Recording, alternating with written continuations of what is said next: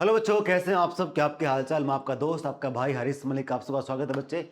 NDA exam आने वाला सितंबर में। एनडीए एग्जाम की तैयारी कैसे करें, कैसे इंग्लिश में हम 200 में से 180 प्लस मार्क्स लेके आए। इंग्लिश काफी आसान है। देखो एनडीए में क्या है, मैथ्स है, अब गेट वाला पेपर है। इन सब को छोड़ के इंग्लिश आपका स्कोरिंग गेम, इंग्लिश आपको गेम चेंज करता है। आपका एग्जाम क्रैक होगा नहीं होगा वो डिपेंड करता है मैथ्स के बाद इंग्लिश पे। इंग्लिश कैसे करते हो, क्योंकि देखो कहानी क्या है, आर्ट्स वाले बच्चे की इंग्लिश भी सेम रहेगी, साइंस वाले बच्चे की भी सेम, बायो वाले की भी सेम। इंग्लिश हर एक बच्चे के लिए सेम है, चाहे वो किसी फील्ड से हो, चाहे वो किसी बैकग्राउंड से हो। तो इंग्लिश में स्कोर करना आपके लिए बहुत जरूरी, क्योंकि एग्जाम टी2 में काम आता है, आपका एसएससी में काम आता है इंग्लिश। जॉब लगने के बाद भी डिफेंस में इंग्लिश काम आती है। तो इंग्लिश कैसे करें? 50 क्वेश्चन आएंगे, 200 नंबर के आते हैं। कैसे करें, क्या पढ़े और क्या ना पढ़े? तो पहले क्या था कि पहले था ग्रामर का बोलबाला, ग्रामर आएगा, ये पूछेगा वो पूछ लो। अब ऐसा नहीं है, अब चीजें बदल चुकी हैं। अब पूछता है आपसे कंफ्यूजिंग वर्ड्स, अब पूछता है आपसे पार्ट ऑफ स्पीच को पहचान। अब आपसे क्या पूछता है? वोकैब पूछ रहे हैं, वोकैब दबा के पूछ रहा है, synonym, antonym, idioms, one word ही पूछ रहे हैं, वॉइस भी ऐड कर दी इस बार। तो पैटर्न क्या हो रहा है? चेंज हो रहा है। एनडी का एग्जैक्ट पैटर्न क्या है, अभी का पैटर्न क्या चल रहा है, किस टॉपिक से कितने क्वेश्चन आएंगे, क्या वेटेज है और कैसे करें, सब बातें करेंगे। तो पहली बात क्या बच्चे, कि एनडी के एग्जाम में 40% डायरेक्ट क्या पूछता है? वो कैब, सिनोनियम, एंटोनियम, इडियम्स। इस बार उसने वन वर्ड ही पूछ लिया, मतलब अब सब कुछ पूछ रहा है। पहले क्या था? सिनोनियम, एंटोनियम, इडियम्स, लेकिन अब वन वर्ड पूछ रहा है। कंफ्यूजिंग वर्ड्स भी पूछ रहा है आपसे। तो confusing words, one word, सिनोनियम, antonym, सब कुछ पूछ रहे हैं। इसके अलावा पैराजम्बल काफी इंपॉर्टेंट गेम है। पी क्यू आर है, सेंटेंस को अरेंज करना। पहला पी है, फिर क्यू है, आर है, एस है, S1 S6, ये वाला पार्ट पूछेगा। 40% वोकैब रहेगा हमारा।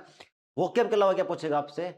पैराजम्बल्स। इसके अलावा रीडिंग कॉम्प्रिहेंशन के 10 क्वेश्चन बनेगा। मतलब ये मान लीजिए आप कि 50 में से 20 क्वेश्चन वोकैब के बनेंगे, 40% वोकैब आएगा आपका। तो 20 क्वेश्चन किसके हो गए? वोकैब के हो गए। 10 किसके पूछेगा आपसे? Reading comprehension. ये 10 क्वेश्चन, 30 क्वेश्चन, मतलब 30 क्वेश्चन हो गए हमारे। इसके अलावा 10 क्वेश्चन आप मान के चलिए किससे पूछेगा? पैराजम्बल से। 40 हो गए। और 5 क्वेश्चन किससे पूछ रहा है? Common error. इसमें पूरा ग्रामर, लेकिन पूरा ग्रामर नहीं पढ़ना आपको, सिर्फ क्या टॉपिक पढ़ना है? Subject verb agreement. इस साल जो एग्जाम हुआ था उसमें एनडीए सीरीज दोनों की बात कर रहा हूं मैं। 5 में से 3 क्वेश्चन कहां से बने थे? एक टॉपिक, उसका नाम क्या था? Subject verb agreement. इंपॉर्टेंट है। प्रेपोजिशन पे काम करना आपको, आर्टिकल्स पे काम करना है, टाइम एंड टेंस पे काम करना है, टॉपिक करने हैं। तो 4-5 टॉपिक पढ़ के भी आप एरर्स 90% क्रैक कर सकते हो। इसके अलावा फिलर्स पे काम करना है। फिलर्स पूछेगा, और आपसे क्या पूछता है? मेन चीज क्या पूछेगा आपसे? एक क्वेश्चन वॉइस, एक नरेशन, एक या दो वन वर्ड के। इसके अलावा मेन टॉपिक क्या पूछ रहा है आपसे? पार्ट ऑफ स्पीच को पहचानना। ये मेन टॉपिक है। तो अगर आपने वोकैब कर ली, नाउन क्या है, प्रोनाउन क्या है, एडजेक्टिव क्या है, एडवर्ब क्या है, कंजंक्शन क्या है, प्रीपोजिशन क्या है, ये सब सीख लिया। मतलब पार्ट ऑफ स्पीच को पहचानना सीख लिया, वोकैब कर लिया, क्लोज टेस्ट कर लिया, रीडिंग कॉम्प्रिहेंशन कर लिया। तो आपको ये मान लीजिए आप 90% एग्जाम में काम कर लो। सब कुछ नहीं पढ़ना आप।